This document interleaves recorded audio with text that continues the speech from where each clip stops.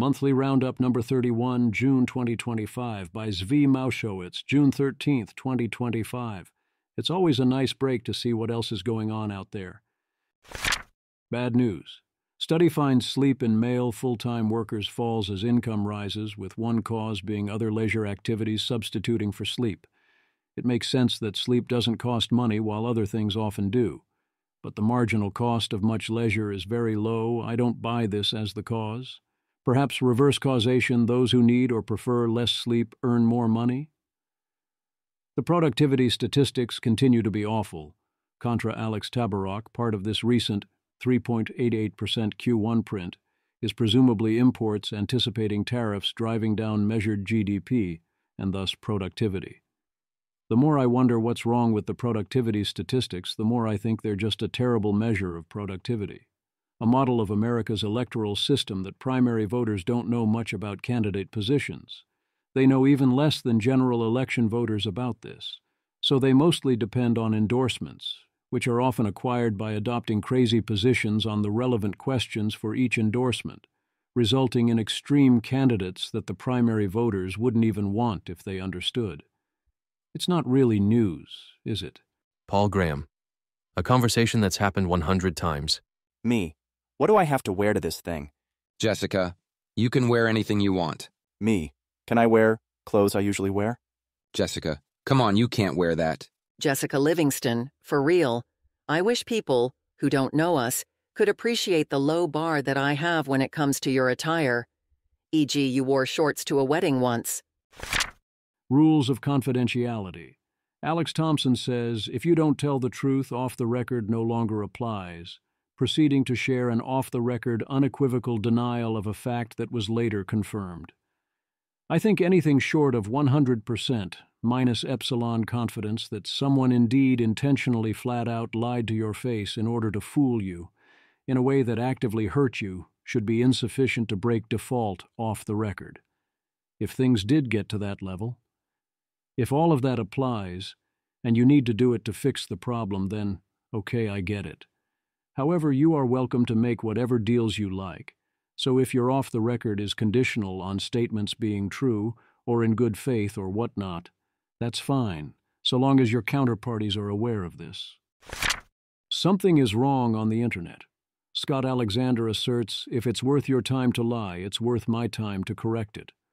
And I want to strongly claim that no, this is usually not true for outright lies, and it definitely usually isn't true for misleading presentations of facts that one could nitpick, and often doing so only falls into various traps.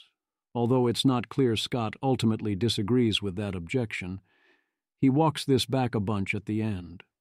I do agree with his caveat that the actual important principle is that if someone does decide to offer the correction, you don't get to say they're supporting a side by doing so, or call them cringe, or describe it as, well, actually, or anything like that. What is the actual solution? Recalibration, as in, you pick up on the patterns and adjust accordingly based on which sources pull such tricks and which ones are various amounts of careful not to do so. And yes, this does involve some amount of pointing it out.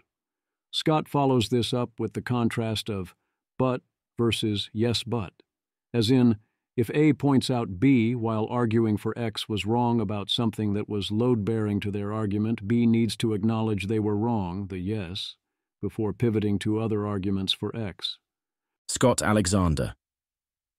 Someone wrote a blog post where they argued a certain calculation showed that the chance of a technological singularity in our lifetime was only 0.33%. I retraced the argument and found that if you did the math correctly, it was actually about 30%. Here's the comment they left on that post. Comment. I think you really want time machines and warp drive and an android buddy, and while those are all understandable things to want, they are not things that an adult should expect. You live in a boring, mundane world of asphalt and taxes, Scott. A ceaselessly unimaginative post-industrial capitalist system that's about spreadsheets for the lucky and making venti lattes for the unlucky.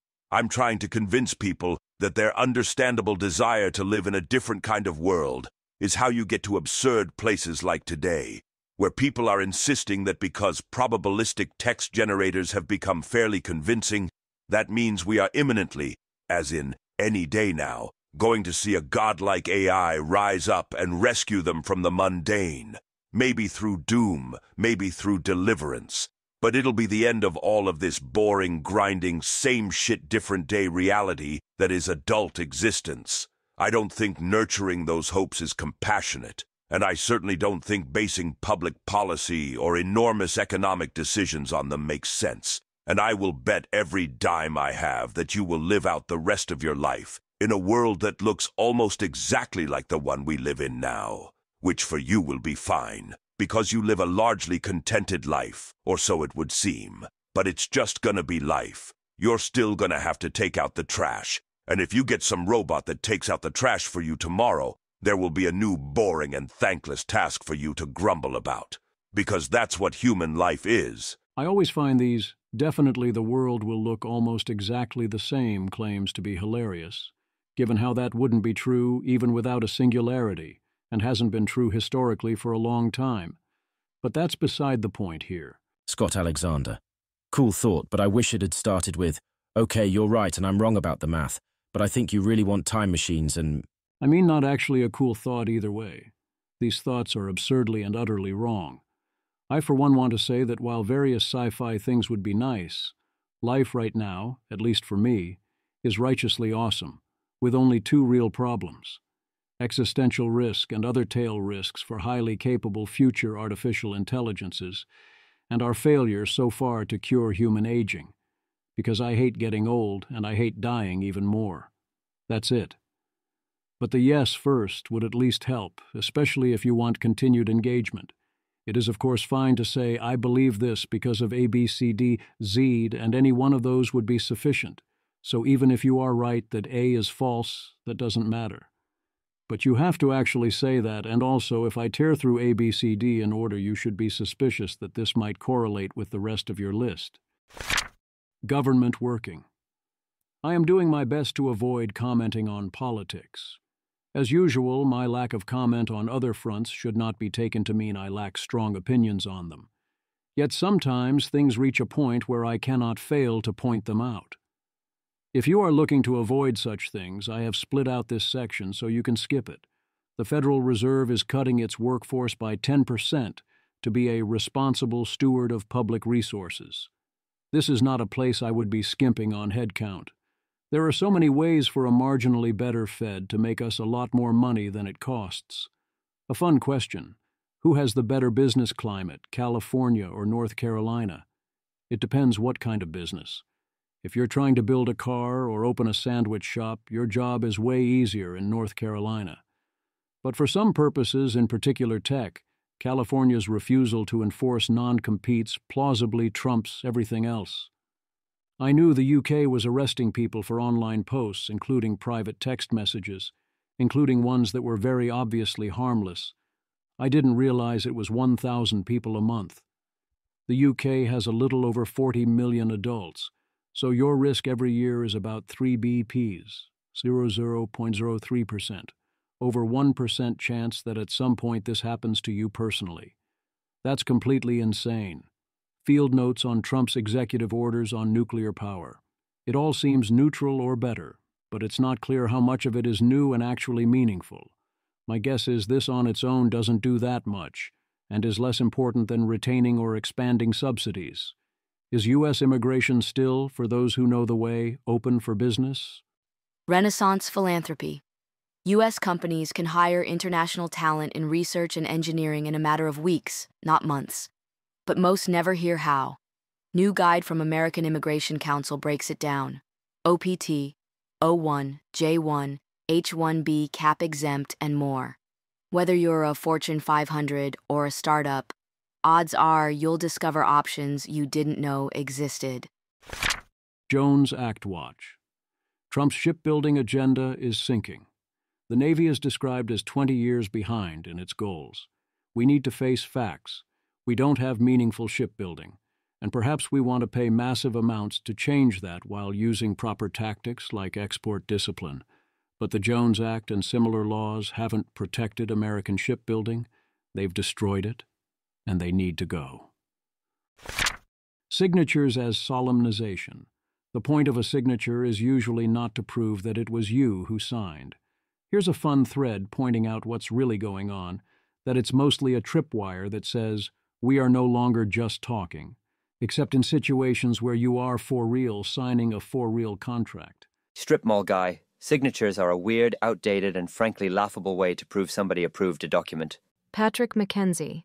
NB, this is extremely well known among companies which have a business process where you sign things. Most of them use a signature to demonstrate solemnization rather than authorization or authentication. As I've mentioned previously, solemnization is a socio-legal tripwire to say, there are many situations in society and in business where you're just talking, and up until this exact moment, we have been just talking, and after this point, we were not just talking. Do you get it? People who are unsophisticated about this think that the signature is somehow preventing someone from retroactively changing the terms of the contract. People who are unsophisticated say things like, "Oh, use digital signatures to prove that that has not happened. Sounds great." That is simply not the risk that the process is concerned with. In some cases, solemnization declines to being vestigial. For example, signing credit card receipts. No one cares. Your bank does not expect a waiter to do forensic handwriting analysis on your signature versus the one on the reverse of your card, rejecting thieves. If someone steals your card and perfectly reproduces your signature, and you say, "My card was stolen, I did not pay for that dinner," your bank will say, "Yeah, sounds really likely, and we have no exposure here. Okay, restaurant eats it. Can we get you off phone quickly, please?" If same thing happens in a real estate situation, "Yeah, that was not really me in the room signing that," their lawyer is going to have some pointed questions, and eventually your lawyer is going to have some carefully worded professional advice.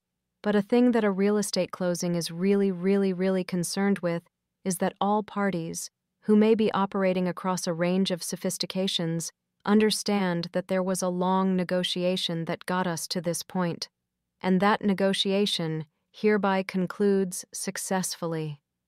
The number of conversations which begin, "Well, I didn't really sell it to you," is greater than 0, but it is less than it would be in a counterfactual world where there wasn't the pomp and circumstance of a real estate closing. You can, by the way, get much farther than one would naively expect if one is willing to simply put forged documents in front of one's lawyers and judges in an increasingly unrealistic fashion for many years. The immune system might not catch you for a very long time. Many people tried it before Craig Wright did, and many will try it after. And many of them felt very clever during all the years where they were still paying for their own housing. Did some get away with it? Yeah. There is no law of this universe that says justice inevitable. Anti-social media. Twitter introduces Polymarket as an official prediction market partner.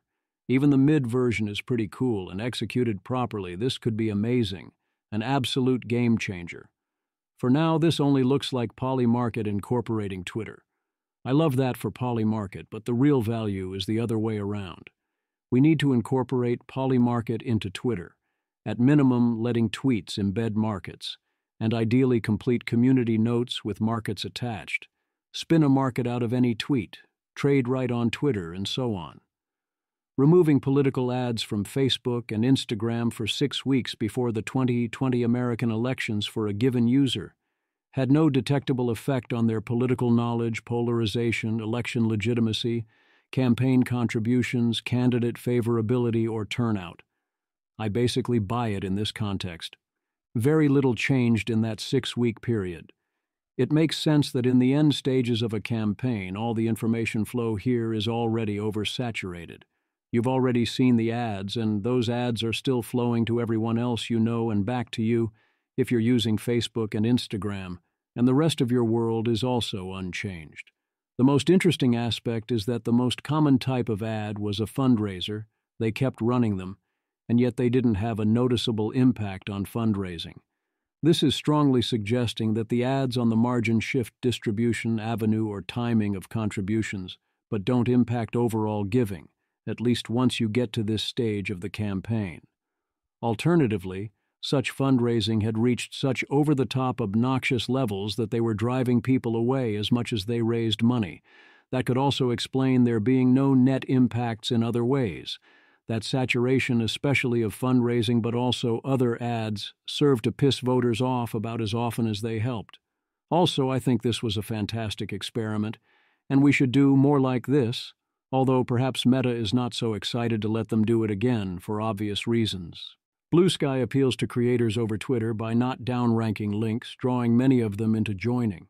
It really is this simple, and it's such obvious nonsense to think Elon Musk knows what he is doing trying to keep people on the website. New Twitter bot plot twist: bots that reply to you then block the author, which gets the author deboosted, en masse, and the impact adds up. Neat trick, it's new, and the network of bots doing this is reported to be massive, in the thousands or more. Or perhaps the deboosting is incidental to the standard goal. SHL0MS. Sorry, but this is incorrect. It is top of funnel for a WhatsApp group scam. The deboosting may be a second-order effect, but that is not the purpose of the bots. They block the author to avoid being blocked and having their replies hidden. This seems like a clear skill issue by Twitter. The algorithm should be able to figure this one out. Also, in this case, they keep tagging the same account, which gives the game away, but there should already be strong statistical evidence that the activity isn't real. A special 0.5% of Facebook users were kept ad-free since 2013, and their give-up Facebook price is the same as ad-exposed users, approximately $32 per month. Image. This image shows research results comparing how much Facebook users value the platform when exposed to ads versus no ads, finding that 19% of users would give up Facebook for less than $5 per month, while 24% value it at over $100 monthly. The key finding highlighted is that there are no significant differences in valuations between the ads and no ads groups, with both groups showing a median willingness to accept value of approximately $31 to $32 per month.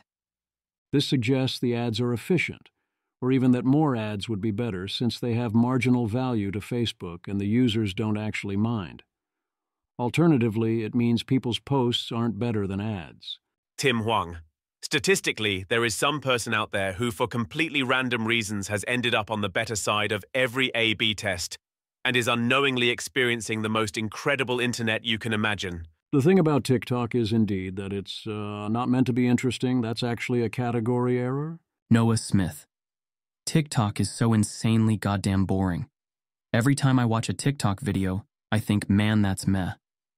Then I watch my friends consume it, and they're just flipping past every video, even the ones they like. They don't even finish 15-second videos. It's pure channel surfing. Zach Hill. The best way to understand TikTok is by reading Wallace's E Unibus Plurum.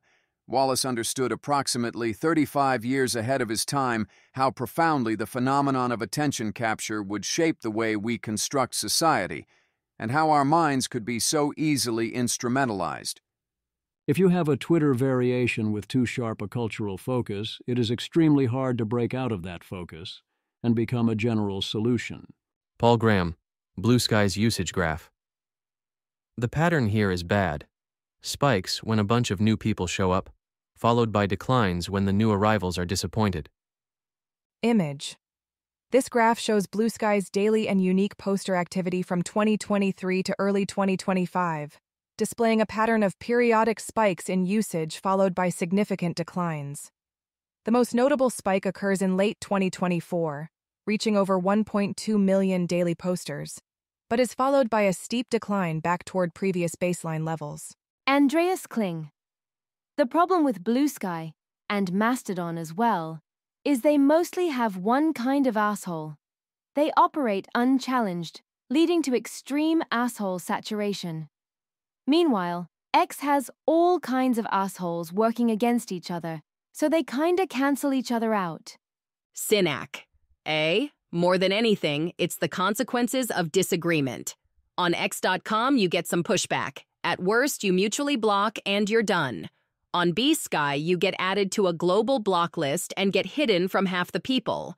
On Mastodon, you and everyone on your instance get completely defederated and effectively permanently removed from the conversation.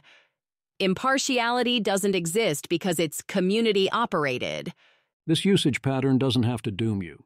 It makes sense that you'd get traffic largely driven by major events and moments where new users show up who might not be a fit so many leave, and that without them you'd be static or in decline, and this is compatible with long-term growth. Nothing wrong with losing small most days and winning big on occasion if the wins are big enough. In this case, however, it looks pretty doomed, as it's hard to think of additional similar events. A wonderful illustration of toxoplasma of rage as an active social media strategy. It's great when people admit this is the plan. If you're dealing with Twitter bots, what's the play?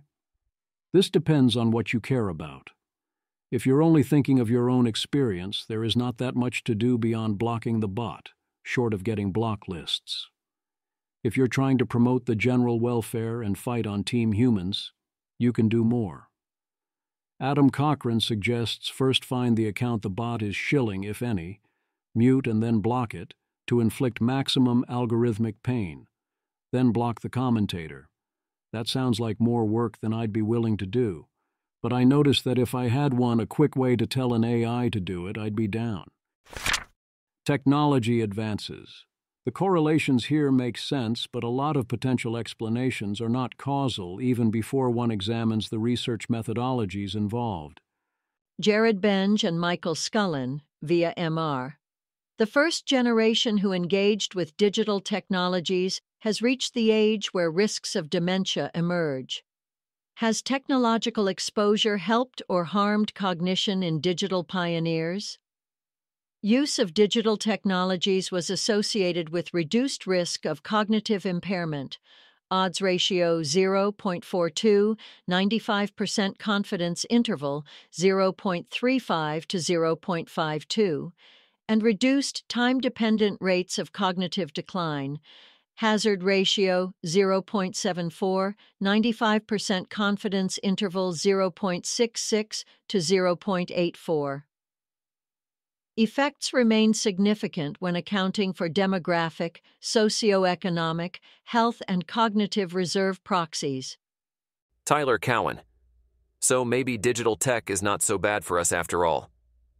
You do not have to believe the postulated relatively large effects, as the more likely conclusion is simply that, as in so many cases, treatment effect in the social sciences are small. That is from a recent paper by Jared F. Benge and Michael K. Scullin, via the excellent Kevin Lewis. It's definitely great if the early versions of digital tech are associated with reduced risk of cognitive decline, although I would not presume this result carries over to long-term exposure to modern smartphones and the associated typical use cases.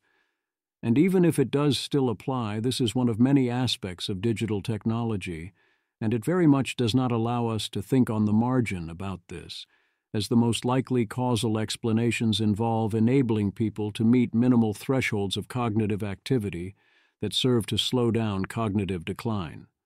As per this righteous rant thread from Conrad Bastable, it is very true that when you buy a new computer, by default it will come preloaded with a lot of crap, and Windows 11 will waste a bunch of resources, and that Macs come with a lot of objectively terrible software, and that it takes a remarkable amount of deliberate effort to fix all this, even if you mostly know what you are doing, during which you are subjected to ads. Conrad Bastable. Your Mac Start menu comes preloaded with politics and baseball media content. Nightmares beyond comprehension. Framework. The strongest argument in favor of 2025 being the year of the Linux desktop. To the other operating systems, you are the product, not the customer. This isn't a big deal for a knowledgeable user. No, the startup button in Windows spiking the CPU isn't a practical problem, and it is a one-time, not that high cost to get a lot of the stupid bloat out of the system. And letting apps send you notifications is good, actually, given there's an easy way to turn it off for each app the moment they try to abuse it. I have made peace with the setup process. What I don't fully understand is why all of this is true.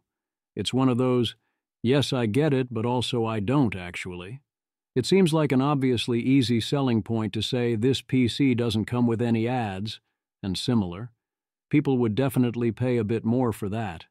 You'd get customer loyalty and word of mouth as your product would perform better. An expensive purchase is exactly a place where you shouldn't need to do ads. And yet, yes, they consistently do this anyway, even when it is obviously net destructive to long-term profits. Why is my smart TV so terrible, even if it's ultimately fine and way better than an old dumb one? Yes, I tried using an Xbox or PlayStation instead. Ultimately, I found it not better enough to bother. But even if you hate all that, what are people going to do? Use Linux, seriously? Mustafa Hanif. No operating is serious if it doesn't support Adobe Photoshop, Microsoft Excel, CapCut, StarCraft 2, Fortnite, Valorant. Framework. The most important of those 6 works on Linux. I mean, okay, 1 out of 6 with the right link. I bet it's more if you knew where to look. And you're going to suggest this to people who can't de-bloat their Windows box. Every now and then someone pitches me on switching to Linux, and every time it seems like an endless nightmare to get up to speed and deal with compatibility and adoption issues, even if I didn't care about games. Ah, the circle of online life. Ella, I started out on X, determined not to block anyone. Then I entered second stage, blocking everyone who seemed even a little unkind. But now I'm progressing to third stage, giving up on blocking PPL because they're too petty to warrant the effort of moving finger to block button. As your account grows in reach, the value of blocking any one account that is interacting with you goes down. So you bother doing it less, and eventually have to rely on mass blocks, block lists, and automated tools. That makes sense. I'm still in full block people mode, although a little unkind is not enough to trigger it for me. It used to mostly be mute, but it's now block since that doesn't stop you from seeing my posts either way. For science. Steve Haitsu reports lots of optimism for both artificial wombs and gene editing of embryos, and that a meeting at Lighthaven convinced him they're coming sooner than you would think.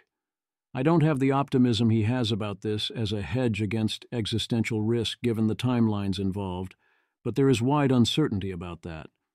It's very much a free action in that regard. It's all upside. Variously effective altruism. A reasonable perspective on both rationality and also the culture, except that with this perspective, redemption is possible only through grace, and that kind of thinking has a long history of really messing people up if they don't feel the grace enough.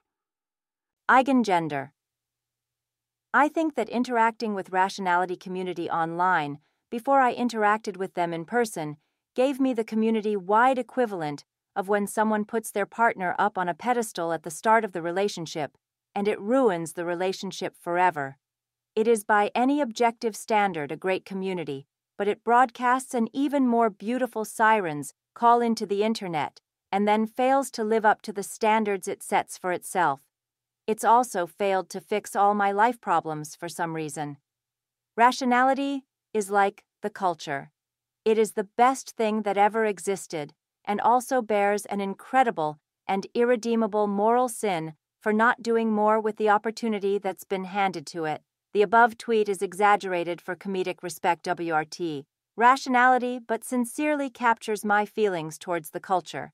There definitely is an important pattern that bright abstract thinkers do many things, including effective altruism, that seem often motivated by striving to be and think of oneself as good rather than bad, with more discussion at the thread.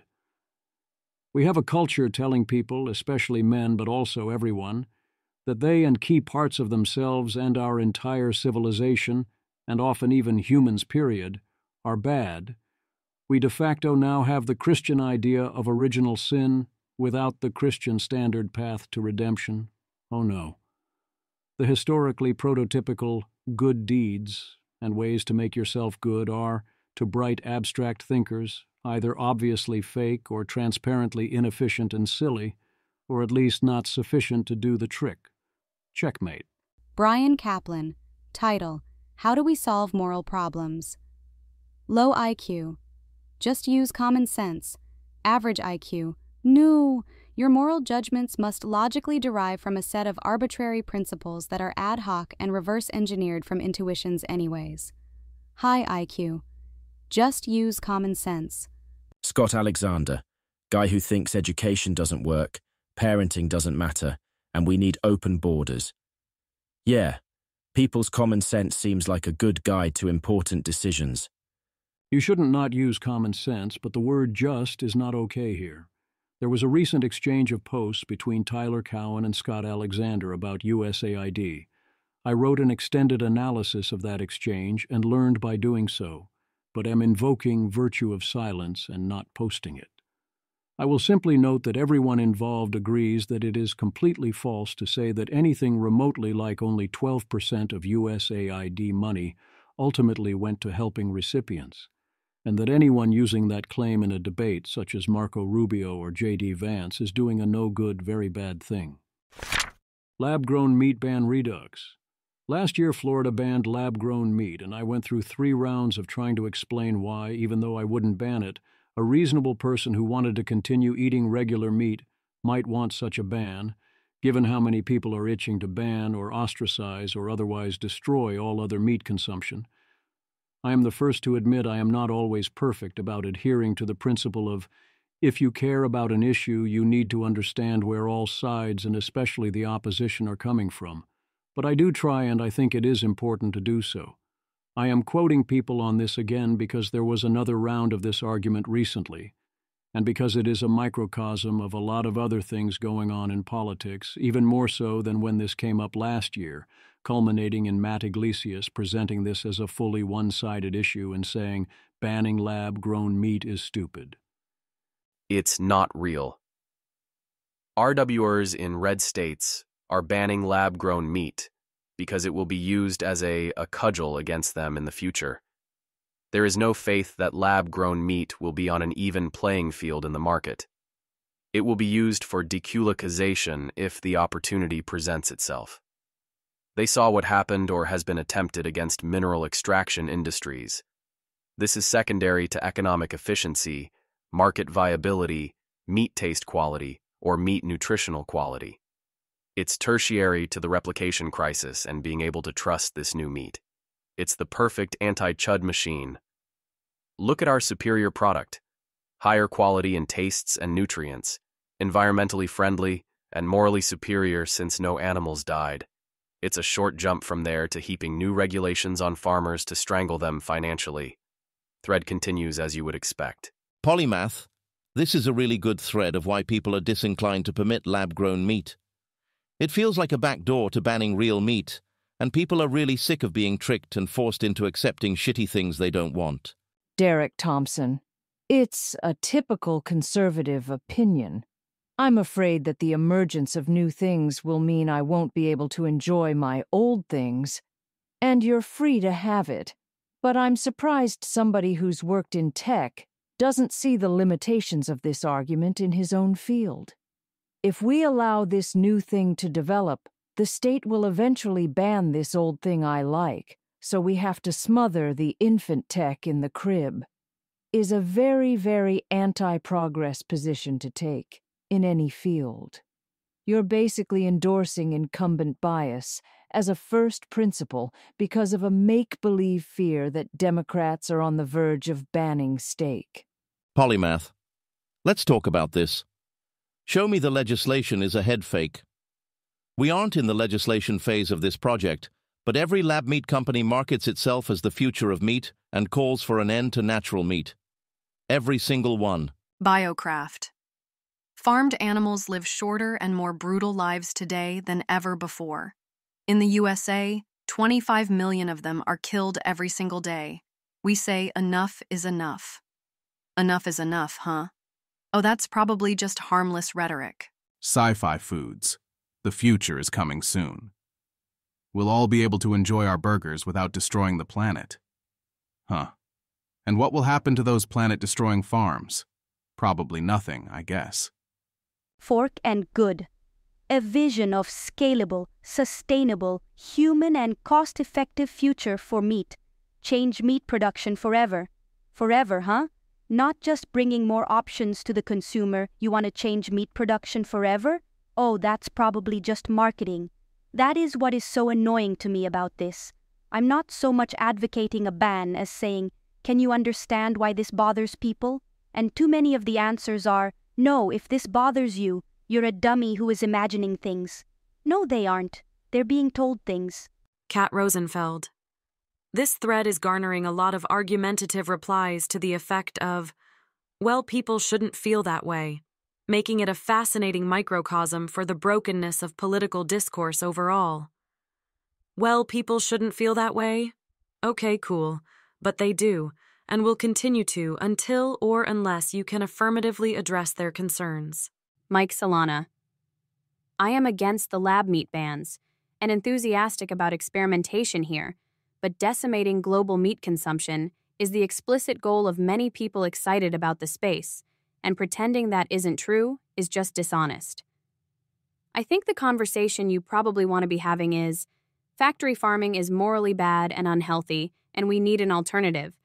But proponents haven't had much luck with that argument, and especially not abroad, so here we are.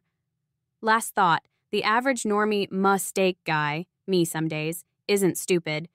He knows you're being dishonest, and this breeds further distrust/animosity for the tech, and tech generally.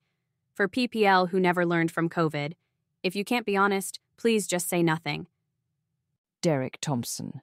I'm describing reality. You're banning meat. Dems aren't. And you're describing a psychology. We're afraid and want protection. Fine, I get that. But I'm surprised to see you so clearly make the argument that you'd rather feel safe than be right. Emma Camp. We need to ban this thing to prevent other people from hypothetically, sometime in the far future, making it mandatory, is not a compelling argument. Josh Zirkle. Let's talk this out over a pack of incandescent light bulbs. It's also worth noting that a number of the largest multinational meat packers are acquiring or investing in lab meat startups to hedge their bets. Again, I don't want to ban lab-grown meat, because I am willing to stick to my guns that you don't go around banning things even if you don't like where all of this is going, but I understand, including for those who don't have any financial skin in the game. I disagree, but it isn't dumb. If you don't understand why, think about it until you do. It is flat-out gaslighting to call this, as Derek Thompson does, a make-believe fear or psychological issue, rather than a very real concern, or to deny that this is the stated intention of the entire lab-grown meat industry and a large number of others as well, and it is gaslighting to deny the clear pattern of similar other bans and requirements that have made people's lived experiences directly worse, whether or not you think those other bans and requirements were justified. There is less than zero credibility for the claim that no one will be coming for your meat down the line. No one is even pretending that they're not coming for it. At best, they are pretending to pretend. A claim I have heard is that 50% or more of self-identified vegetarians ate meat in the past week. When you ask my followers both questions at once, they don't agree, and it is only 17%. But obviously asking both at once and asking my Twitter followers are both going to lower the percentage here. Also, 22% of respondents were vegetarian or vegan. Poll. Do you consider yourself a vegetarian or vegan or similar? Have you eaten meat in the past week? This sounds like a stupid pair of questions, but I'm comparing this to a famous claimed result. Not vegetarian, ate meat, 75.5%. Not vegetarian, ate no meat, 2.7%. Vegetarian ate meat, 3.7%. Vegetarian ate no meat, 18.1%. Opportunity knocks. ARC was, as of May 22nd, hiring a chief scientific officer. Seems like a great opportunity. Good books. Ryan Peterson asks, what is the best history book you've read? Paul Graham. Medieval Technology and Social Change. The Copernican Revolution. Life in the English Country House. Painting and Experience in 15th Century Italy. Anabasis. The Quest for El Cid. The World We Have Lost. Lots of other people replied as well. Seems overall like great picks, but there are so many, so I haven't read most of them. If I had to pick one, I'd pick Thucydides, History of the Peloponnesian War. Commitment. Kate Hall warns against the "my emotions really mean it" approach to commitment because it doesn't work. Your emotions will change. What you have to do is engineer things. especially using forcing functions, such that success is easier than failure. For her, the most prominent of these was diving into her relationship and marrying quickly. The whole system requires real accountability and real consequences. It has to actually hurt if you don't do it, but not hurt so much you'll back out entirely. You also need to watch out before doing too much to cementing a life or lifestyle you don't want. Connor, I don't think I've said this before, but I think this post might have changed my life. Everything about it. The feel versus make, the forcing function, the aspiration of who you want to become. As soon as I wanted a counterpoint, she made it and deconstructed it. I will make changes in my life due to this post. I say that maybe 1-2 times a year. Funny enough, they are always blog posts/essays found via Twitter. What simple but great writing. Full post in her second tweet. The method Kate Hall describes here is highly useful, but far from the only component, and by its very nature, this strategy involves real risk of costs big enough to hurt and without corresponding upside. As Kate would no doubt agree, a bet, where you can win or lose, is better expected value than a B-minder, where there is only downside, except for the motivation. Ideally, you want other commitment mechanisms that involve upside. My central move is, quite literally, to realize that when one commits, one is betting not only one's external reputation, but also one's inner reputation. One's thinking of oneself as someone who keeps similar commitments and thus the power of similar commitments to bind your actions. Being able to use commitments effectively is super valuable, so endangering that by breaking commitments is a big cost, which enforces the commitment on its own. And every time you hold strong, the power grows. And this dynamic forces you to calibrate and only use commitments when you mean them. How to pass on generational wealth. If your children are set to inherit vast amounts of wealth, there are 3 schools of thought on how to handle this. 1. Never leave anyone you love more than X million dollars. Make them earn it, either for their own good or to donate the rest to worthy causes. 2. Make them earn it now, then let them inherit it later, or do so if they earn it. 3. Give them a trust fund now, so their life is better, and they acclimate to wealth. I am with Sebastian and Mason that plan number 2, forcing your kid to live like a normal person and obsess over small amounts of money so they can be like everyone else or learn to value the dollar or whatnot, is actually terrible training for being wealthy, for the same reason lottery winners mostly blow their winnings. Choose number 1 or number 3. You do want them to earn it, and more importantly learn how to operate in the world. It's totally fine to attach some fixed conditions to the unlock of parts of the trust fund, but you don't do that by giving them normal people money problems. Sebastian Ballister, people are dunking on this now deleted tweet, but I went to college with a bunch of people whose parents are running business worth 9 figures who have left their kids to their own devices to find jobs in tech or finance. Their kids will all be in completely over their heads when they do inherit. Mason, I actually agree here. If you're going to pass on extreme wealth, Trust Fund Kid is actually the way to go. Properly managed, it's not an endless bank account. It's an asset portfolio with training wheels. If you want your kids to be normal, then fine. Don't leave them a mountain of wealth. If you're leaving them a mountain of wealth, help them learn how to treat it like a custodian of multi-generational resources, rather than a lottery they win when dad dies. I do think this is different from putting them in charge of your own business straight away. It makes sense to make them train via other work, but that doesn't mean you want to squeeze them for money while they do that. You want to design an actual curriculum that makes sense and gets them the right experience in the real world. I see a big difference between you have to hold down a real job versus you have to focus on personal cash flow. Danger Casey, I have a good friend whose family has serious generational wealth through a business his father started. Despite following the same degree path, his father told him to work elsewhere for 10 years, then hired him as a director. Then made him work 10 years up to president before handing the business over. It gave him experience and perspective elsewhere, gave him time in the business to learn and prove himself to existing staff, and now he's running the show. Frankly, I think it was brilliant. Emre, Elite business schools are full of these kids who worked a few years as normies, then go to elite MBA before settling into family business.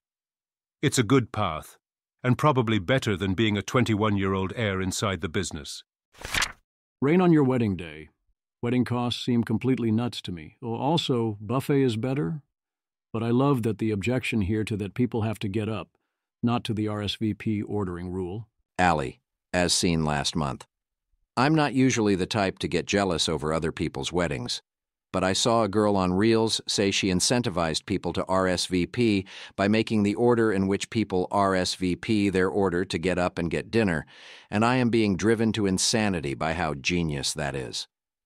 Allison Taft. I saw that too. It's kind of gross though, because who wants a wedding where people have to get up to get food? Urania. Literally just discussed this with husband. Imagine the cost difference of $20 per person versus $50 per person, and your list is over 100 people. Rhoda, having your guests get up to get their food is extremely rude. Good Lord, help me. Teen boy. Mom. I paid for my own wedding, and we did a free seat buffet at a high-end French restaurant. They still got filet, and they could sit wherever they wanted, and it cost me less. In general, yes, a good restaurant is better than a buffet. But a buffet will be better than most catering that you'll get at a wedding or other similar venue. The deal on the catering is universally awful compared to what you get, even without considering that many people do not want it, and often quality is extremely bad. And by going buffet, you get the advantages of a buffet. Everyone gets what they actually want, or at least don't mind. So yes, this means you have to get up to get your food, but so totally worth it. And I don't even see that as a disadvantage. You can use an excuse to flee the table sometimes. Social versus transactional exchanges. A series of branching exchanges on the ways to draw distinctions between interactions that are transactional versus social. Flower Meadow. I'm sorry, but if you want to stay at my apartment for your NYC trip, you need to buy me dinner, or at least a $20 bottle of wine. Just something that shows you give a shit, man. It's surprising how no one does this. Malana. It is so insane to me that people no longer understand the difference between transactional and social graces.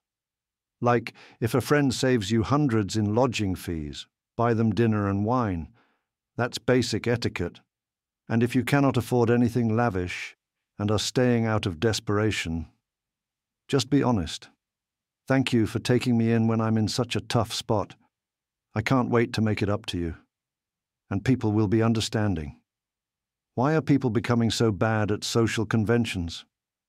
Ella, that's a transaction. If you're giving a gift but you'll be hurt if they don't give you something back, then it's not a gift freely given. I once gave a friend a very large financial gift, and I only did it after I fully came to emotional terms with them doing absolutely nothing. Ta-Nehisi quotes, "In the Grand Budapest Hotel, there's a great scene where the protagonist is gifted expensive cologne by a colleague. Although impoverished, he makes a show of offering his friend a quarter in return. The friend magnanimously declines. The thought is what is important." Rob Benzinger. I think all three of these are good things. Giving something without expecting anything in return. Giving something while expecting a specific thing in return. And giving something with the expectation of this vaguely influencing a social ledger of back-and-forth favors. It's good to keep these three things distinct, EMO. And it's good to be clear about whether non-transactional is referring to truly expecting nothing in return, option versus the vaguely influence the social ledger option. I would go a step beyond Rob here. There are a lot of related but distinct modes here, and asking for symbolic compensation does not make something transactional, even if that symbol costs some money. The point of buying dinner is not that it's a fair price, it's that it shows your appreciation. Indeed, this can serve to avoid having to write an entry, or a much larger entry, into that social ledger. Then there's the question of smaller things like dinner parties. Alyssa Cremas. So, I host a lot of dinner parties. In SF, 85% of guests show up empty-handed. And if someone does bring something like wine and it's not opened, they'll often take it back home. I've seen this happen not just at my own parties, but others too. It's so odd to me. That was never the etiquette in New England, and I really don't think this should be a regional thing. Zach Hill. This is the single thing that bothers my wife, Venezuelan, the most about many of my friends. She is like, this is categorically exclusion-worthy behavior. Like for her, it is fart in an elevator tier anathema. Polymath. People in the US need to understand that our country is functionally more than a dozen different countries, each with their own cultures and patterns. If something is common in New England and you aren't in New England, take the role of cultural ambassador and inform your guests. I consider it fine to show up empty-handed, but better to ask if you can bring anything. We have one friend who explicitly bars anyone from bringing anything because he wants to curate the whole experience. I think that's great. My family try to host Shabbat dinners on Friday evenings for friends. If I know you and you'd like to come sometime, hit me up. And we explicitly say that we don't expect you to bring anything, although you are welcome to do so, especially dessert or wine if you want to be drinking, but our crowd usually doesn't drink. It is nice when people do this, but also I think at this level, a thank you works fine. While I cannot condone this, are the joys of someone with authority demanding documentation to prove that you do not need documentation, and the dilemma of what to do in response. Do you produce it, if you have it, or do you become the joker? Here the example is, woman who is 24 weeks pregnant being told to prove she isn't 28 weeks pregnant, because if she was, she would need a doctor's note to fly. A fun proposal is to reduce sweets consumption by having sweet food with probability 2/3, determined by random draw. My problem with this proposal is that when something isn't always available, it makes you much more likely to take that opportunity when it is available. You don't want to miss out on your opportunity. Thus, you need a variant. If you get a yes, you keep that yes until you use it, so you get rewarded rather than punished if you skip your chance. Benjamin Hoffman offers a model of the kind of personas, performances, and deceptions we expect from politicians and the managerial class. Sadlanesque. We have a system which selects for dishonesty, but in a peculiar way. We select for sincere deceivers, people who lie and otherwise act dishonestly for personal gain, yet are intellectually capable of rationalizing their behavior to themselves so completely they feel no shame. Such people are uniformly horrible to deal with in any extended or involved fashion, so of course our society has decided to put them in charge of everything important. Benjamin Hoffman. I think I disagree on some important details with that tweet. The people in leadership more typically have a mindset that normalizes types of opportunistic identity performance and invalidates the very idea that such performances could be held to the standard of honesty. A simple example is Kamala Harris's famous "It was a debate," which openly implied that criticisms articulated in debate against a then political opponent aren't supposed to add up with what you say after you've teamed up with them, and thinking otherwise is for naive suckers. This is not really rationalized, since there's no reason offered. It's merely a description.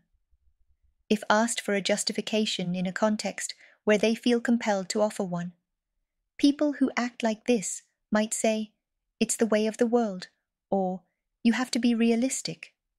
Less famous people in the professional managerial class have to navigate an analogous custom in their employment situations by constructing a persona that claims to care about the job authentically and not transactionally. This doesn't exactly entail an active 24/7 performance of the professional persona, the way Robert Jackal's book Moral Mazes claims, but it does tend to involve consistent readiness to engage that facade, and inhibition of anything that would challenge it too much. I don't think this is fully cross-culturally invariant. My impression is that the Russians have something more internally honest going on, though obviously something else is very wrong with Russian culture, and I predominantly speak with emigrants, who are therefore exceptional. E.g., I met a Russian-American woman who spoke casually in a private social setting about valuing leisure and not wanting to work more than necessary, but when asked what she did for work, frictionlessly code-switched to corporate speak. I think those people mostly don't even see it as deception or lying anymore. It's simply the move you make in that situation. and I can actually model that perspective pretty well, because it's exactly how I feel when I'm playing poker or diplomacy. I see Jackal as describing the attractor and how high you bid in moving towards that attractor, which is mostly about signaling how high you will continue to bid later, is a large determinant of success within context.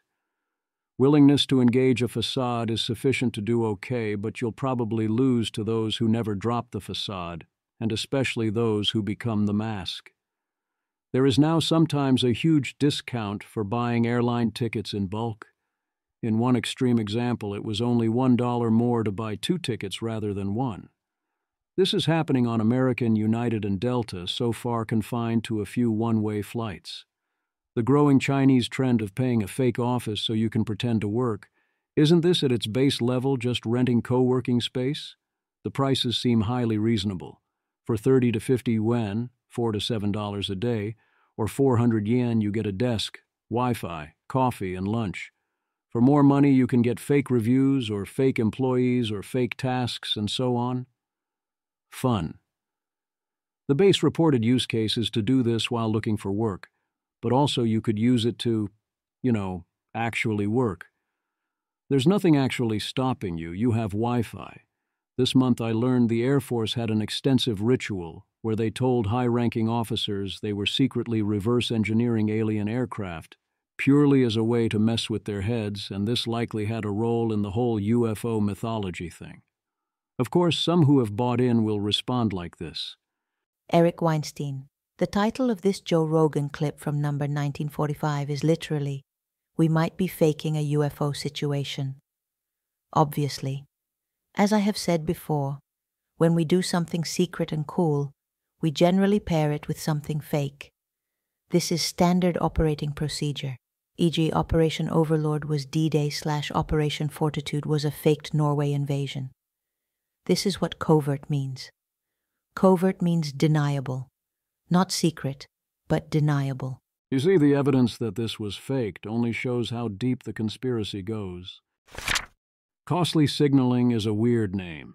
It's tricky to get this right and avoid anyone being misled because you're combining a number of related strategies and concepts into the group that is contrasted with, essentially, cheap talk, and this risks conflating multiple concepts. But I think costly signal is still our best option here most, but not all of the time, as a baseline term, because simplicity matters a lot. Richard Ngo. Costly signaling is one of the most important concepts, but has one of the worst names. The best signals are expensive for others, but conditional on that, the cheaper they are for you, the better. We should rename them costly to fake signals. Consider an antelope stotting while being chased by lions. This is extremely costly for unhealthy antelopes because it makes them much more likely to be eaten. But the fastest antelopes might be so confident the lion will never catch them that it's approximately free for them. Or consider dating. If you have few options, playing hard to get is very costly. If your date loses interest, you'll be alone.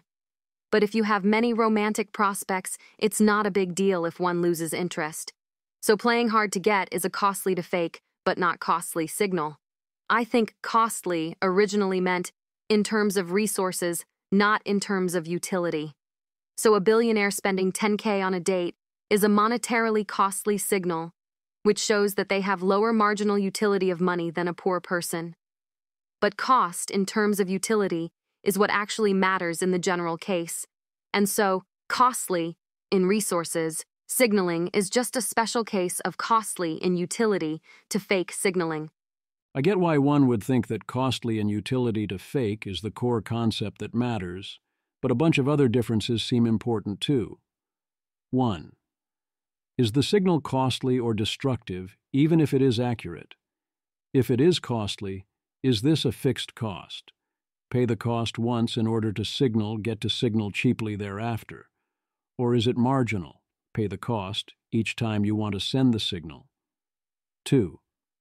Is the signal effective because it means it was cheap to send, either on the margin or in general? Or is the signal effective because it was expensive to send, and you are sending it anyway, thus proving you care in some sense? 3. Does the signal involve destroying a bunch of value? Or does it involve transferring value or generating it for others or even for yourself? 4. Is this a positional signal or is it an absolute signal? This matters because the goal is to have signals that maximize bang for the buck in all these senses. I worry that calling it costly to fake while accurate would, in addition to being longer, centrally point people towards asking the wrong follow-up questions. Travel trademark. Travel doesn't have to be fake. Tyler Cowen travels. Eigenrobot goes a little too far here, on many fronts. But most of us, at best, travel trademarks, say, which can involve seeing some cool sights, but mostly is something one does to have done it, except when we are meeting up with particular people or attending an event, which is a valid third thing. Eigenrobot. Travel is fake. No one except Lord Miles has adventures when they travel. You are staying at a hotel, paying large sums of money to have a far worse experience than you could have in your own home, and a far softer experience than you could have by spending a weekend in jail. I love to travel. Why have you failed to establish your home as a place of serenity and joy, to the extent that you feel psychically uncomfortable there and strive to get away from your life whenever you can, viewing it as the highest good? You are not well. I travel. You can go wherever you like in the world, but you will never escape yourself. I want to spend time with people different than myself. No, you don't. There are different people in your city. Go hang out with the homeless or some seniors. I guarantee these people are more different from you than are your age and class peers in Europe. The only really good reason to travel recreationally is to see old friends, and travel in this case is, in a real sense, like coming home after a long time spent away. Paul Graham. I was going to explain why you're mistaken, but then I realized that the places I like to visit would be less crowded if people believed this. And moreover, the people who'd stay home would be exactly the ones I'd want to. The Galts. But I do so on a small boat. I have adventures when I travel and never need to pack a suitcase. Eigenrobot. Yeah, that's legit. Again are some real advantages to travel trademark, especially if your home base is in a place without all the things. You shouldn't quite do zero of it. But most travel trademark is, I think, either a skill issue due to an inability to relax without it, or a parasocial or future memory and anticipation play. Plus, you have to plan it. Some people enjoy this, and they are space aliens. Daniel Brotman. Having to decide things in advance is crazy, LOL. Yeah, I'm gonna want to get on a plane on the 22nd of August. Statements dreamed up by the utterly deranged. They have played us for absolute fools. QC. Had to think recently about whether I wanted to sign a year-long lease in August. Bro, I do not know a single thing about what the world will look like by August of next year. Daniel Brotman. Holy shit, is August of 2026 even real? I heard it was just a myth. Good news, everyone. Lighthaven now has a podcast studio. I had the chance to tape in there with Patrick McKenzie. It is a quite nice podcast studio. The IRS tax filing software that everyone except TurboTax loves, and that they got the Trump administration to attempt to kill, has instead gone open source, with its creators leaving government to continue working on it. Something tells me plenty of people will be happy to fund this. So maybe this was a win after all. I am sad that my taxes involve too many quirky details to use anything like this. Kalshi sports betting is by all reports going well. This is very much the big game, so these numbers are not as impressive as they look, but it's still respectable. And most importantly, the pricing is good and it is fully legal. I consider products like DraftKings and FanDuel effectively abominations at this point. But if you don't want to use overseas books, this seems fine. Image. This image shows a prediction market order book interface for Paris Saint-Germain, displaying current odds of 61%, 61 cents for yes and 40 cents for no, with various bid and ask prices ranging from 57 cents to 64 cents. The interface shows the depth of the market with contract quantities and total dollar values at each price level, indicating substantial liquidity with millions of dollars in potential trades. Here's another Why America's Implementation of Sports Betting is Terrible essay. We not only allow but essentially mandate and mainstreamed the most predatory version possible, and the states are not realizing their promised revenues. There exist contact lenses that only need to be changed every few weeks, and the report is they feel like normal contacts. Kate Hall explains why agency is both a trainable skill and also definitely a thing distinct from success, and that, if you don't want your future successes to be in air quotes, you should go build that skill. Kate Hall also points out that while you may be high agency in some ways, that does not mean you are automatically high agency in other ways. In many ways, you likely are not actually trying. In particular, you're likely stuck on whatever level of resourcefulness you had when you first encountered a given problem, which I'd raise to you likely being stuck with the particular strategies you found.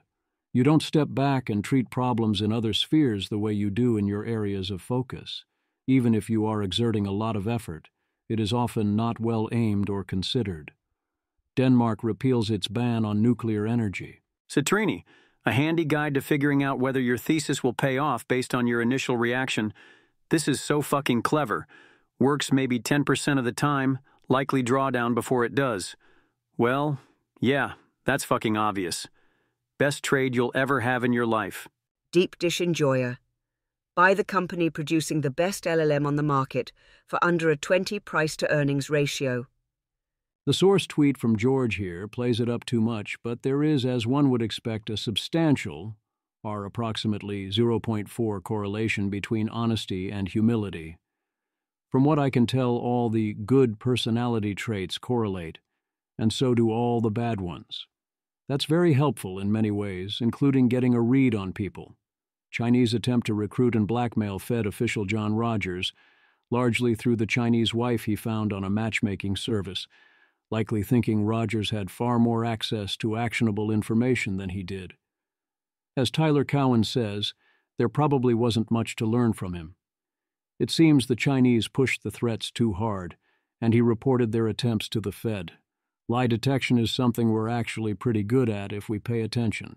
David Parrell.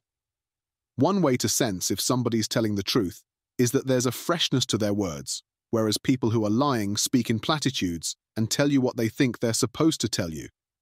This is also a way to investigate your own thinking. We can so easily fool ourselves without realizing it. But when our words feel recycled and repackaged, it's a sign that we're deceived, or at the very least, not being entirely honest with ourselves. Yes, and a good therapist can smell this in seconds. Put on a happy face. This is true if and only if the cheerfulness doesn't interfere with something load-bearing, which can be true in unexpected ways sometimes, hence missing mood. Tetraspace.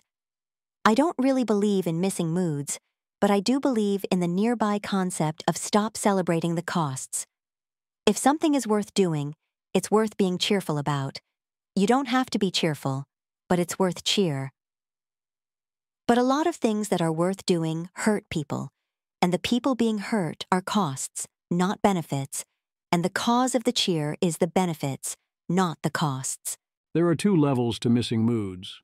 The first level, where everyone here is in violent agreement, is not to celebrate the need to pay costs, and not to confuse costs with benefits.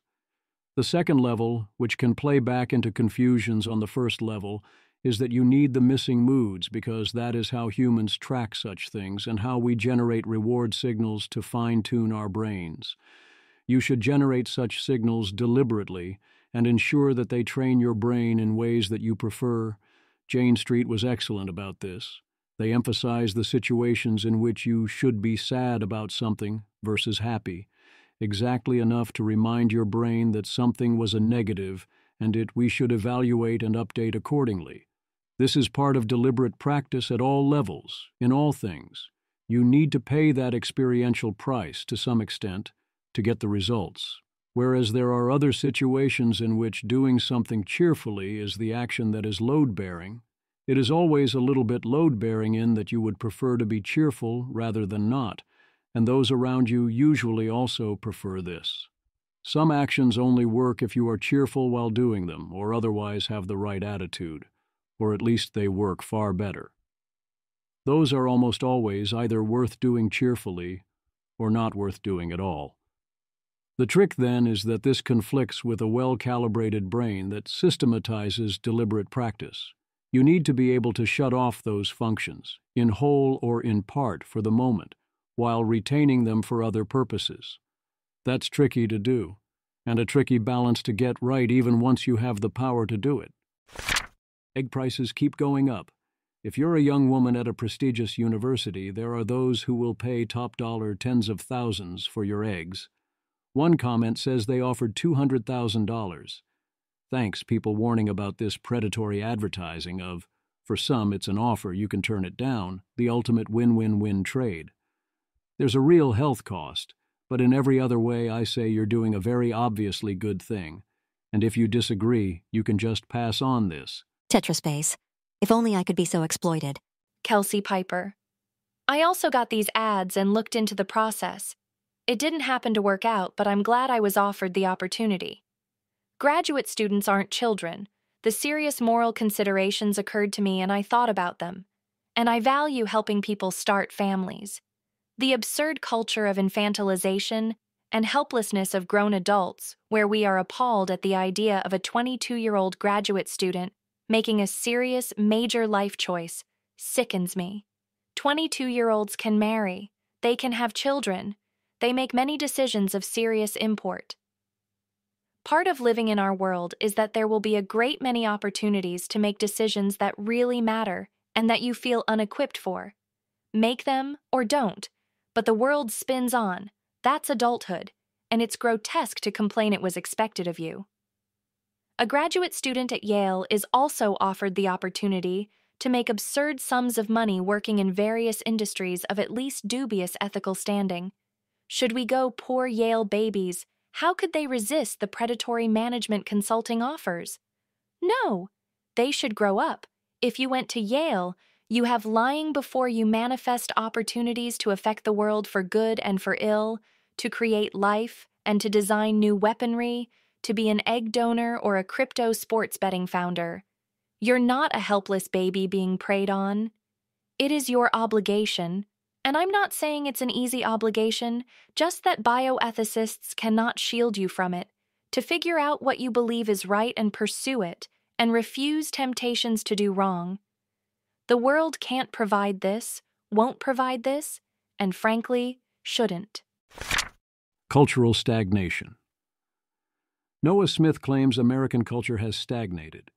He starts off citing the standard evidence like movies being dominated by sequels and music being dominated by older songs, and the top Broadway shows being revivals and old brands, e.g. DC and Marvel, dominating comics. He also cites the standard counterexample that TV has very clearly experienced a golden age.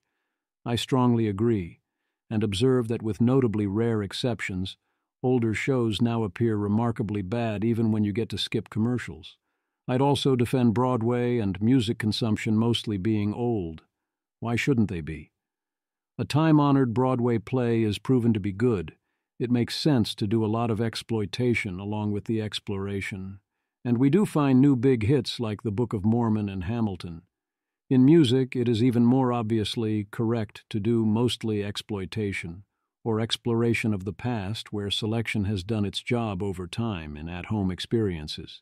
In addition, when you play the classics, you get the benefits of a rich tradition that adds to the experience and builds a common culture and language. I say that's good, actually. Is it cultural stagnation when we read old books, or is that what leads to culture? And also there are completely new, rapidly evolving forms of culture that flat out didn't exist before, as he notes Catherine D. arguing. A lot of it is slop, but that's always been true everywhere, and they are largely what you make of them. Even in a 90% plus, or even 99% plus, slop world, search and filters can work wonders. Noah considers response to technology, and also has a theory of possibility exhaustion, that the low-hanging fruit has been picked. There are only so many worthy chords, so many good plots. He thinks this is a lot of why movies now are so repetitive. The space of movies is too small. Noah and I basically agree on what's going on in another way. Movie people used to largely make movies for each other. The sequels were, I think, always what audiences actually wanted, and the creatives basically refused to deliver, and now they've stopped refusing. But there's still plenty of room for the avant-garde and making a good original movie. Also, we're seeing a lot of cultural change start to happen because of AI, which will only accelerate. I'm definitely not worried about cultural stagnation going forward. Tyler Cowen responds that he is inclined to blame what stagnation we do see on lack of audience taste today. I would reframe most of that complaint as saying that before we used to get to overrule or dictate audience taste far more than we do now, with a side of modern audiences having very little patience, which I mostly think they are right about. For your entertainment, Scott Sumner rattles off some overlooked films. Predictably, I have seen very few of them. Those that I did see seem like at least good picks, but not exceptional picks. And of course, my choice to see those in particular wasn't random. There's a letterboxed version. What type of music you like predicts your big 5 personality traits. Some details surprised me, but they all made sense after I thought about them for a few seconds. Are the music recommendation engines the problem, or is this an unreasonable ask? I think the answer is both. We are trying to solve the wrong problems, using the wrong methods, using a wrong model of the world, and all our mistakes are failed to cancel out. David Perel. It's strange, but I almost never discover my favorite music on Spotify. The songs I fall in love with are always the ones I hear when I'm out, the ones friends show me, the ones I hear at coffee shops, or a night out. I would have expected personalized algorithms to constantly show me songs I fall in love with, but that hasn't happened. Eric Hoffman. That's why recommendations will always suck if they do not include data such as time of year, weather, season of life, etc. into the algorithms. Matthew Kobach. This isn't because the algorithms are bad per se. It's because context matters. Spotify can play the right song, but if it's the wrong time or context, you'll never love it. Your favorite songs are inextricably tied to emotion, even if you've long forgotten the original emotion. Brett Iredale. Been saying this for years. Spotify is obsessed with giving you more of what you've already listened to, not focused on new things you might like. I will jump ship the second there is a new product with a better recommendation algo. Alan Walton was at Starbucks 2 years ago. Empty, raining outside, just espresso sounds. Song came on I'd never heard before. Cats and dogs are coming down. 14th Street is gonna drown. It got my attention and I enjoyed the whole song, so yooked up the band, Nada Surf. Ended up loving their music and now I'm a huge fan. Saw them live a couple months ago. Was excellent. If the algos worked, I would have been enjoying them the last 20 years. Clint Murphy. Spotify will find songs you like. The songs you love, though, usually have something different than what you like. They're often songs, as you say, in a moment, with an experience. They feel something in you at that moment, and Spotify or any algo so far doesn't know that moment. AI tied to your everyday life, and body metrics will get there. 1. An algorithm like Spotify is simply not trying to find unique music you will love. That's not what it is being optimized to do. It is trying to go, here is some music, you could listen to that, such that you go, okay, that is indeed some music, I could listen to that. This is not a terrible thing to do, but it is not where most value lies. 2. Simply put, the algorithms are not yet that good. They are good enough to say, here is some music, or here is some music that closely matches your existing choices of music, but not at making interesting leaps. 3. Most value lies in big successes. You find a song, album, or artist, or even entire genre, you then love. By its nature, searches for this on the margin are going to have a low hit rate. 4. The priming is very important, as is the feeling of curation and scarcity. You really benefit from association and serendipity. I will often find good stuff from a TV show or a game or a movie or, yes, a song I heard in some circumstance. Of course, if a song really is good enough, you can make that happen afterwards, but to be a song you love, it has to mean something. 5. The algorithms not only can't set the context, they don't understand the context, as Hoffman points out. This one is going to be a tough nut to crack. 6. The collective music world is actually scary good at finding the best stuff once you adjust for context. I am currently doing a grand tour of every artist for whom my music library contains at least one song, and wow, the popularity rankings within each artist are scary accurate. They can miss something great via not noticing, but even that is rarer than you think. There are places the public makes bad picks or had its chance and missed, but it's always surprising. And usually even when I disagree, I understand why. In most cases, I realize that yes, I am in general wrong, this song is great for me or lousy for me, but not in general. 7. The algorithm moves last after you've tried everything else. This subjects it to adverse selection. There's a lot of room to do better for power users, but Spotify has to work with users who, like users everywhere, are mostly maximally lazy and who don't want to invest. I'm actually not so sure there's much room to improve there, although I use Amazon Music rather than Spotify, so I haven't put it to the test. Benjamin Hoffman offers a thread on the 1990s and why people are so nostalgic for them. Here's part of it. Benjamin Hoffman. The big movies of 1999 were expressions of desperation at the false bourgeois we'd constructed to replace the real one. Office Space, Fight Club, American Beauty, and The Matrix, which spookily resembled the Columbine High School massacre. The Matrix also specifically and correctly predicted that we'd try to replay the 90s over and over to keep the simulation going instead of getting on with our lives. The best Office Space could recommend was Becoming a Laborer. It makes more sense to think of the 90s as the last decade in which a relatively sheltered person might not realize that society was systematically breaking its implied commitments to people who worked hard and played by the rules. I noticed that those are the ones that I loved and remember and seem important, but only 2 of those 4 are in the top 10 grossing movies of the year. The listed category also would include Magnolia, and arguably also in a way the highest-grossing movies of the year if you take them properly seriously, which were Star Wars Episode The Bourne about the fall of a republic that had lost its virtue in peacetime and how we ultimately turned to the dark side, The Sixth Sense about, spoiler, but come on, and Toy Story 2 about being trapped by a collector and preserved in a box. Then number 4 is The Matrix, and number 5 is Tarzan, which glamorizes being outside of society. And number 7 is Notting Hill, which is basically about rejecting modernity for an old bookshop.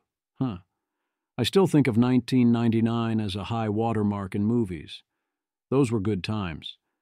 As a control, I randomly chose 2005 and didn't see the same pattern. Also, most of the top films were now some sort of remake. Then I went to 2012, and we're in a wasteland of franchises that have nothing to say. A comment on my call for the Meta subscription, saying it exists and it's YouTube. Joe Barton. I continue to think that a mega subscription is the way for human viewing. Rather than pay-per-view, which feels bad, you pay for viewing in general, then the views are incremented, and the money is distributed based on who was viewed. I've been a YouTube Red/Premium subscriber since basically day one. I know you go on and on about how Google can't market their way out of a used Kleenex dropped in the street on a rainy day. This is yet another example of that principle. YouTube Premium is the mega subscription model you're describing, and it already works brilliantly.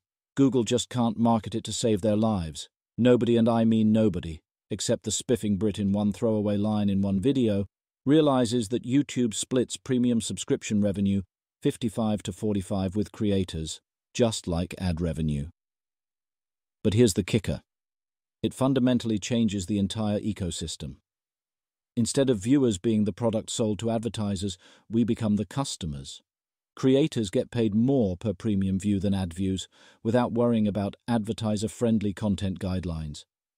I never get that feels bad moment of deciding if a video is worth X cents.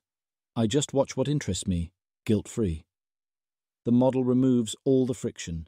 No ads, no ad blocker wars, creators get stable income, and viewers can support creators without thinking about it.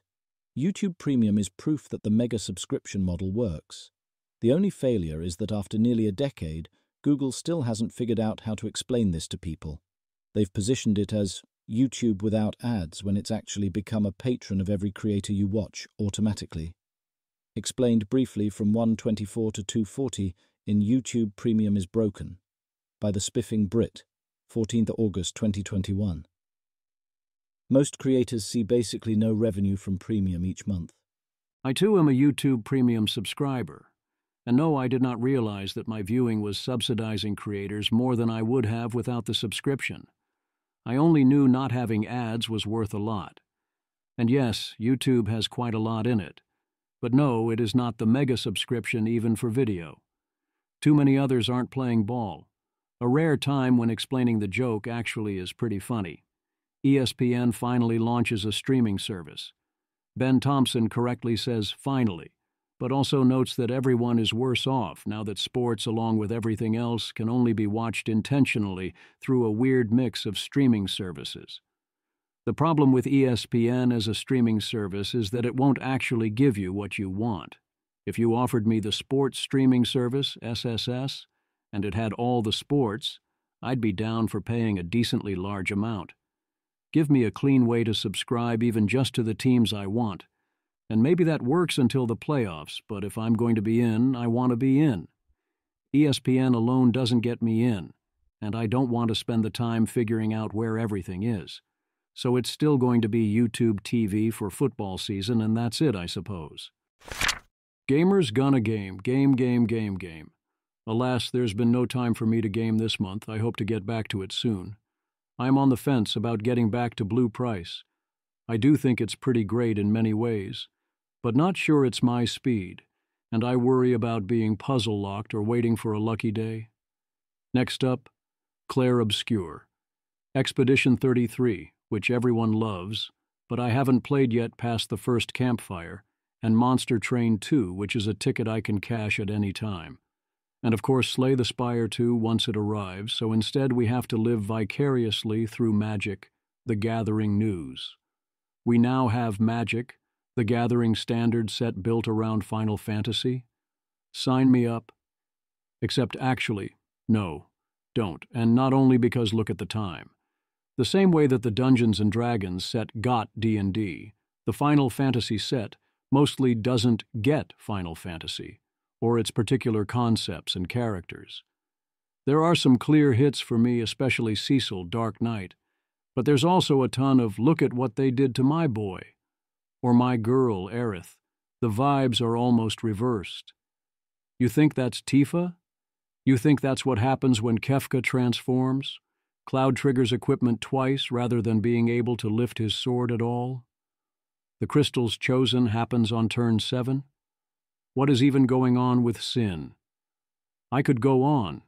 Mechanically, the set feels shitso, which is kind of fine in principle since Final Fantasy is kind of shitso and I love it to pieces, in order especially 6, 4, and 7. But I've also played through and endorsed 12, 1, 10, 8, 3, and 2. You're doing the entire franchise, but then the resonance mostly feels backwards. We object because we care. I don't know why I bounced off 9, whereas 5 felt like an Uber grind, and my first attempt got into a nightmare spot in the endgame. Must have been doing it wrong. X2's opening was insane in the best way, but it kind of petered out. I endorse that 13 and 15 weren't doing the thing anymore, sad, and haven't tried 16. The MMORPGs don't count. I tried 14 for a few hours, and it felt highly mid. I don't follow Magic right now, so I have no direct data on if prowess is too good in Standard, but Sam Black seems clearly right that if you hold a bunch of major arena tournaments and no one can beat the best deck there, then that means the best deck is too good. What else were you even hoping for? Arena regular play, including at High Mythic, systematically is both much easier than big tournaments for other reasons and also includes a lot more people experimenting or trying to beat the best deck and less people playing the best deck. With distance from the game, I think Magic in general has been way too reluctant to drop ban hammers. Yes, it's annoying to strike down people's cards and decks, but it's far worse for your game to suck for a while. and for everyone to feel forced to fall in line. In the arena era, things go faster. No one is holding big secrets back for long, and you find out fast if you have a problem. Sam Pardee.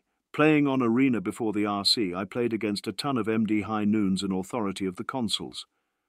The notion that players aren't trying and immediately crying for changes is laughable to me. I think one of my opponents had a MD White Enchantment, but mostly I played 9 Mirrors, so not really. People all had plans for the matchup and were certainly trying their best to win. The plans were just not any good. Sam Black. I entirely agree with Sam. To say players are conditioned to ask for bans rather than try to beat the best deck makes no sense.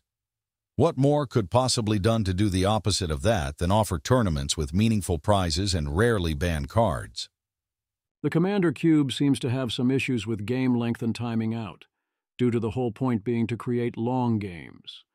Commander keeps eating magic. Sam Black is going to stop doing drafting archetypes to focus on CEDH. It makes sense for him to focus on what he enjoys, but this confirms to me that the magic I loved is essentially dead. And unless and until my kids get interested in playing, I need to fully move on. I was promised flying self-driving cars. Waymo gets regulators to approve roughly a doubling of the area they can operate in around San Francisco, from the gray to now the orange, although for now they are limited by the number of cars, so they are expanding gradually. Image. This map shows the San Francisco Bay Area with an orange boundary line outlining an expanded operational zone that encompasses San Francisco and extends south through parts of the peninsula, including areas near San Mateo, Palo Alto, and portions towards San Jose. The highlighted region covers a significant portion of the western and central Bay Area, stretching from San Francisco down through Silicon Valley communities, but notably excluding the East Bay cities like Oakland and Berkeley. East Bay when? Alas, it seems they are still not allowed on highways, so it wouldn't link up, which means it wouldn't make sense to expand there. Sam Rodriguez. Today. Wow. Waymo is so good at driving, it's crazy that we ever thought it was a good idea for humans to drive. Tomorrow. Wow, AI is so good at reviewing papers. It's crazy that we ever thought it was a good idea to have other humans review our papers. Waymos remain severely undersupplied even in the service area of San Francisco. Nathan Lambert. In my recent trip, the Waymo market in SF has converged to approximately 2 to 3x the wait time and approximately 2 to 3x the cost of Uber, because that's how much more people are willing to pay for Waymo. Arvind Narayanan points out via Matthew Iglesias that we lose a lot of the upside of self-driving cars if we don't adjust our parking rules, because we'd miss out on much more efficient use of space. And yes, we should try to get that value too, but mostly we just need to actually allow the self-driving cars, and that's where most of the value lies. Arvind then generalizes this to diffusion begin the bottleneck to progress rather than innovation. To me, this is a great example of why that is obviously false. The main barrier to self-driving cars was expected to be regulatory, but it has decisively proven to mostly be the ability of the AI to drive the car. If all the AI can do is drive the car, we will quickly replace the taxis and the cars with versions that self-drive, or at least versions capable of it. And then, of course, we will fix the parking rules. It's probably going to be a common sight going forward that protesters attack Waymos, and this was a good time for this re-up. Brian Hobart. A good time to remember that vandalizing Waymos demonstrates the incredible trust we all have in big tech companies. Waymo is studded with cameras and are owned by a parent company with access to your email and detailed knowledge of your porn consumption habits. How far behind are some self-driving companies? How is Tesla doing? Timothy Lee. First fully driverless ride on public roads. Google/Waymo, 2015. Amazon/ZooX, 2020. GM/Cruise, 2022. Aurora, 2025. Tesla, 2025. After Waymo's first driverless ride, it took Waymo another 5 years to launch a fully driverless commercial service. Presumably it won't take Tesla that long, but they have a lot of catching up to do. Robert Graham. What are the technical details of Tesla's achievement? I ask because their existing FSD can't drive very far without requiring interventions to prevent damage to the vehicle. I'm assuming that, like Waymo, they've secretly created maps of the area. Timothy Lee. Yeah, the evidence that they are ready to scale rapidly is very thin a fike. This brings up something we often deal with in AI. Fast following is substantially easier. In some sense, Tesla is 10 years behind Waymo by this metric. In others, it's less, because Tesla should be able to get through those 10 years faster given what Waymo already did. So how far behind are they is a question that depends on which sense you care about, and whether you care about Tesla's ability to take a lead. The lighter side. I know the context and lore here, but it's arguably better without it. Tier taxes 1. How many people have you consulted before publishing this? 2. Do you have disorders of the autism spectrum? Nicholas Decker, 102, yes. Tier taxes, understandable, have a good day. I have no questions at this time. Lysander. Okay, my Vibe Camp event is happening. Event. My t-shirt contest has people asking questions already answered by the event description. Are you not involved in human trafficking? Completely straight? Definitely not a furry? Bring or make a custom t-shirt that will have people asking questions already answered by your shirt, and the people will vote on the best one. There will be prizes. No, Chili Lion. Oh my fuck, how are teapot people so good at coming up with fun ideas? Thinkword, in the end, death finds us all. Tombstone, Waldo.